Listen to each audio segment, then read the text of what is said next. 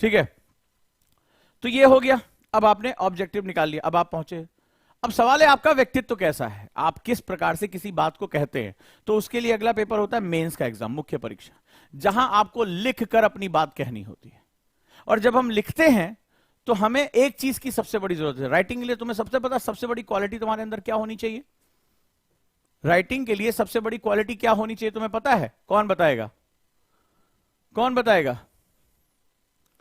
Writing के लिए mains exam written exam है, ये तो तुमने बचपन से पढ़ रखा होगा। आज तो तुम्हें ऐसी ऐसी चीजें बताऊंगा कि हमें पता ही नहीं था यूपीएससी। आप बोल दोगे सर नहीं पता था यूपीएससी के बारे में, ये प्री मेंस इंटरव्यू ऐसा भगा के बोलते रहते चारों तरफ। हमें पहली बार पता चला कि प्रीलिम्स इसलिए होता है,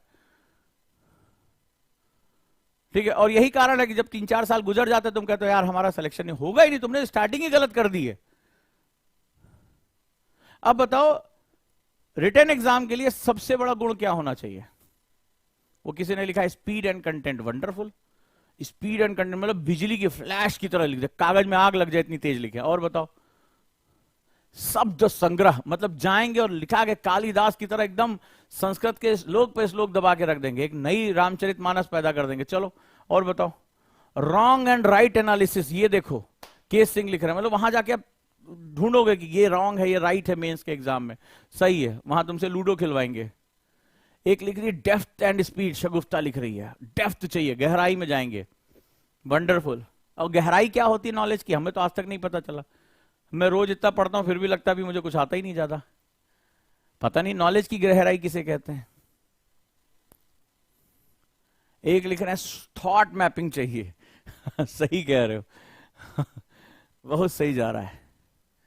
और एक लिख रहे हैं कि सही शब्दों का चयन, आहा चुनेंगे आप एक एक दाना, वहां मोती की तरह ना, वहां ले जाके पिरो के रख देंगे उसको। बड़ा टाइम होता है ना, 7 मिनट बहुत बड़ा टाइम होता है। फिर एक पता चले किरण लिख रही हैं कि ये किरण मौर्य लिख रहे हैं कि क्वेश्चन का डिमांड क्या है, ये सबसे बड़ी जरूरत है। अब सोच लो तुम्हें मेंस के बारे में कितना पता है। जानते हो मेंस एग्जाम को अगर मैं डिफाइन करूं, what is the mains examination? Mains examination, अब जो बात कहने जा रहा हूं लिख लोगे तो जिंदगी बन जाएगी, भूल जाओगे तो फिर बकैती 4-5 साल बाद फिर मिलेंगे, पूछे क्या कर रहे हो, बोले सर वो पढ़ाई वढ़ाई छोड़ के हम आजकल ये काम कर रहे हैं। तो तुम्हारी मर्जी। मेंस यानी रिटन। अब तुम्हें जो चीज बताने जा रहा हूं उसके बारे में थोड़ा ध्यान रखना। रिटन यानी लिखित परीक्षा है। लिखित परीक्षा के लिए जो सबसे बड़ी रिक्वायरमेंट, सॉरी टू से, न तुम्हारी बहुत गंभीर नॉलेज, न तुम्हारी डेप्थ नॉलेज, न तुम्हारी थॉट मैपिंग, न तुम्हारे शब्दों का चयन, न तुम्हारे व्याकरण, ये सब बहुत बाद की चीजें हैं। रिटन एग्जाम क्या मांगता है? क्या मांगता है लिखोगे? वो देखो किसी ने लिखा है हाथ से दिमाग की कनेक्टिविटी, किसका अलग होता है? प्रैक्टिस होता है, उसको मोटर एक्टिविटी कहते हैं। हाथ से दिमाग किसका नहीं कनेक्टेड है मेरे भाई? अब ये थोड़े ना कंधा से निकल के सर के पीछे लग जाएगा, अच्छा थोड़े लगेगा तुम्हारे कि चोटी की जगह तुम्हारा हाथ निकले, किसी से पीछे बोले हाय तो पता चला लोग डर के मारे भाग जाएंगे। ऐसी बातें मत करो मेरे भाई, ठीक है। चलो रिटन एग्जाम में जो सबसे बड़ी जरूरत होती है उसे हम लोग बोलते हैं डिसिप्लिन। हा हा हा हा हा, discipline, not keyword, not depth. Keyword लेके क्या करोगी? चाबी लेके घूमोगी, ए यूपीएससी ताला कहां खुलेगा, यूपीएससी चाबी हमारे पास है, उजांग सर बोले हैं कीवर्ड लेके, कीवर्ड टहलती रहो। यूपीएससी एग्जाम का रिटन एग्जाम जो होता है, मेंस एग्जाम है, वो अनुशासन है। क्यों अनुशासन है इस पर बात कर लेते हैं।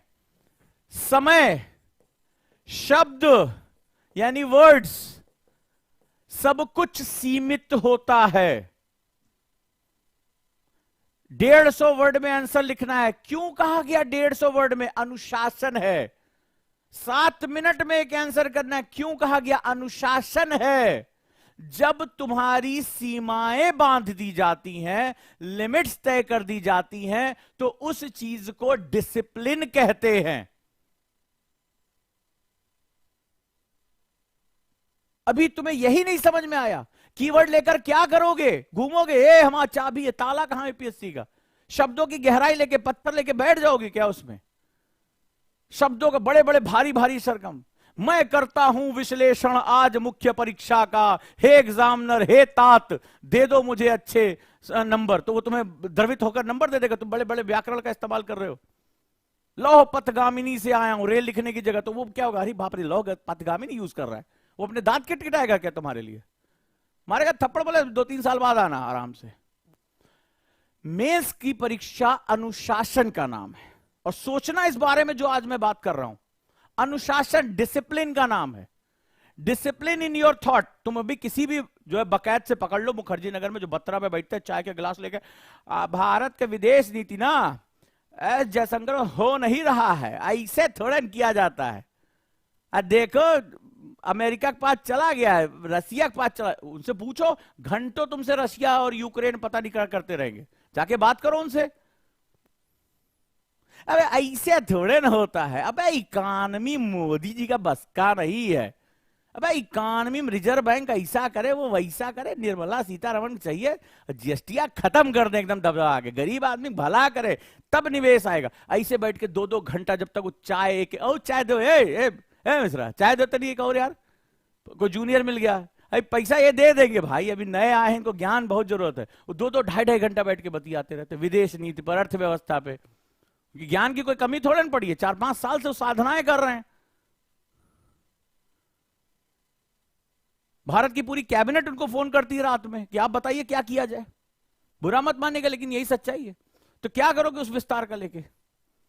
सवाल यह है कि उस समय सीमा और उस शब्द सीमा के अंदर तुम अपने थॉट्स को डिलीवर कर सकते हो कि नहीं कर सकते हो।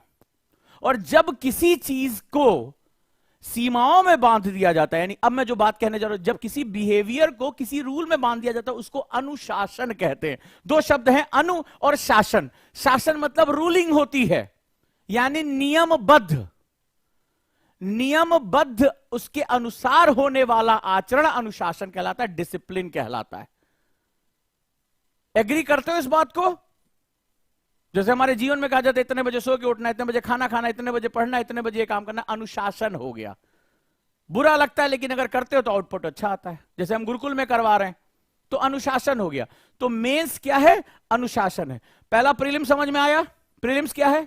प्रीलिम्स रीजनिंग है। क्यों? क्योंकि अगर तुम्हारा माइंड रीजनिंग वाला नहीं होगा, तुम अपने सर्कमस्टेंसेस से सीखकर कई फैक्ट्स को जोड़कर एक आउटपुट नहीं निकाल पाओगे। तुम कभी भी सरकार की जो पॉलिसीज हैं, सरकार के जो चैलेंजेस, उनको कभी मिटिगेट, उसको कम नहीं कर पाओगे।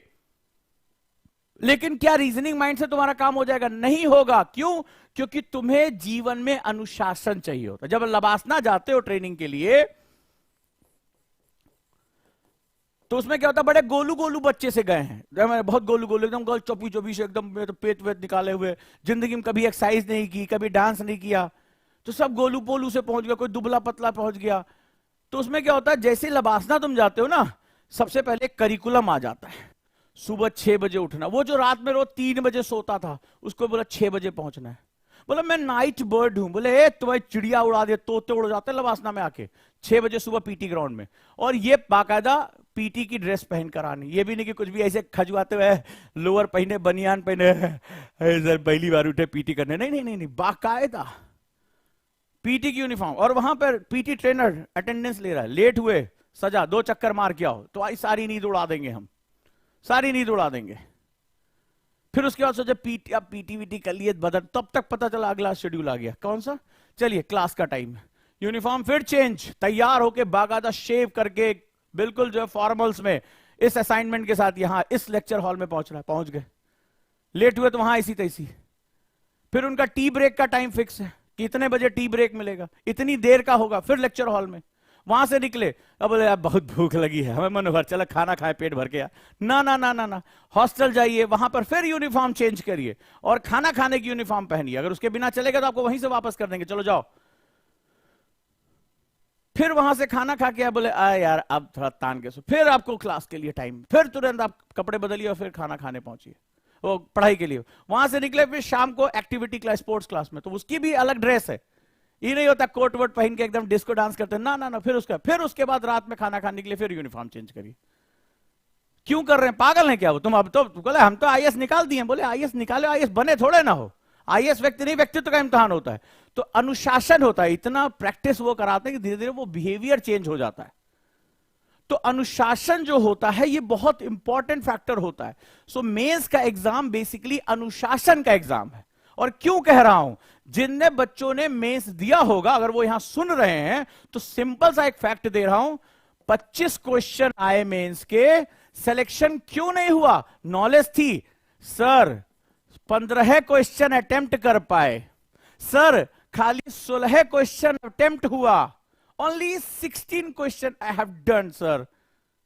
वंडरफुल. काहे नहीं कर पाए सर? वो शुरुआती दौर में ज्यादा टाइम लग गया. आप अपनी यूनिवर्सिटी के एग्जाम, अपने स्कूल के एग्जाम को याद करिए. जो पहला वाला क्वेश्चन हम चूज करते थे, उसमें कलेजा निकाल के रख देते थे. मार हर तरह के पेन से लिखना, अंडरलाइन करना, एकदम लगता था एकदम फड़फड़ा के बाहर आ जाएगा सब कुछ. और लास्ट वाले क्वेश्चन तक पहुंचते पहुंचते, अरे भैया मास्टर साहब कॉपी ना छीनो हमारी. यही तो चलता था, राइट? यही तो जो है वो सारी चीजें मैनेज होती थी. तो अभी क्या करना है, राइट? आपको डिसिप्लिन मेंटेन करके चलना है. बताइए जिसने मेंस दिया होगा, हुआ है कि नहीं हुआ उसके साथ? क्वेश्चन वो लास्ट में छोड़कर चला आता है. अब तुम 5-6 क्वेश्चन ही छोड़ दोगे, तुम्हारा सिलेक्शन कहां से होगा? क्यों? क्योंकि तुम डिसिप्लिन नहीं रख पाए टाइम का. और जो टाइम का डिसिप्लिन एग्जाम में नहीं रख सकता, तैयारी के दौरान उसका डिसिप्लिन. भाई तुम्हारा मन किया यार आज वेब सीरीज देखेंगे, भाई बोर हो गया, बुरा मत माना लेकिन ऐसे ही होता है. टाइम टेबल बनाया, टाइम टेबल बनाया. 99% बच्चा कहता है कि सर टाइम टेबल फॉलो नहीं होता है. कल सुबह भाई 6 बजे उठेगा, 4 बजे तक वेब सीरीज देखी है, क्योंकि अनुशासन तुमने पालन. अगर मैं सही हूं तो मुझे कमेंट बॉक्स में जरूर बताओगे, हाँ सर ऐसा होता है. 6 बजे तक वेब सीरीज देखे हैं, ठीक है, आज से नहीं यार, कल से पक्का. कसम खाई कि 4 आंसर राइटिंग लिखेंगे. आंसर राइटिंग की जगह बकायदे, अरे हाँ कैसी हो, हाँ मम्मी, हाँ ठीक, हाँ बतियाने में लगा. चाची आई थी, अच्छा आम का अचार लेकर आई थी. अरे 20 मिनट निकल गया, 4 आंसर लिखना था, कल से पक्का लिखेंगे.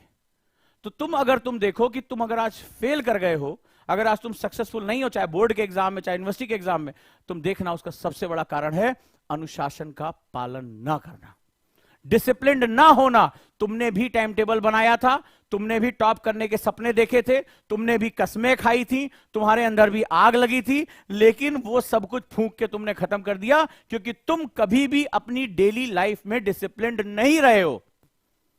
तुम्हारा भी बड़ा मन हुआ, यार इसका 6 पैक है, बहुत अच्छा लग रहा है, हमारा भी होना चाहिए. 2-4 दिन जिम गए एकदम, और इसके बाद 5वें दिन यार क्या करेंगे, 6 पैक ऐप बना के अधिकारी बन जाएंगे तो आगे पीछे सब डोलेंगे. कितनी बार तुमने ये किया होगा?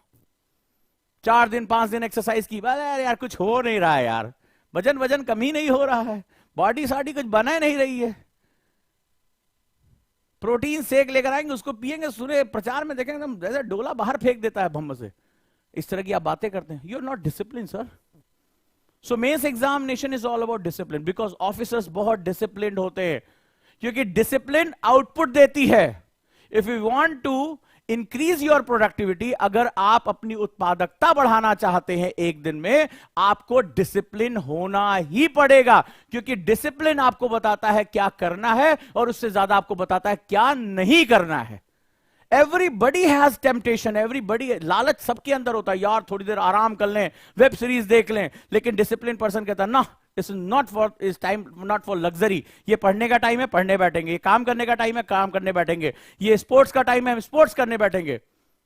अभी जो नोएडा के डीएम थे वो दिव्यांग थे, और पैरा ओलंपिक में एक डीएम होने के बावजूद, जिन्होंने कोविड में दिव्यांग होने के बावजूद, उन्होंने कोविड को, सरकार ने स्पेशली उनको बुलाया कि आप मैनेज करिए, नोएडा में केसेस बढ़ रहे हैं. उन्होंने सक्सेसफुली मैनेज किया. इतने बिजी शेड्यूल होने के बावजूद वो डेली बैडमिंटन प्रैक्टिस करने जाते थे, और सिर्फ हॉबी के लिए नहीं, आप उठाकर नेट पर चेक कर लीजिए, उसके बाद पैरा ओलंपिक में वो भारत के लिए मेडल भी लेकर चले आए, यानी प्रोफेशनल खिलाड़ी के रूप में. और जब उनसे पूछा गया आप इतना सब कुछ कैसे मैनेज कर रहे हैं, कोविड की भागदौड़, पूरे जिले का प्रशासन, रात दिन काम, उसके बाद आप रेगुलर जो बैडमिंटन प्रैक्टिस के लिए भी चले जाते हैं, उन्होंने सिर्फ एक चीज कहा, डिसिप्लिन लाइफ.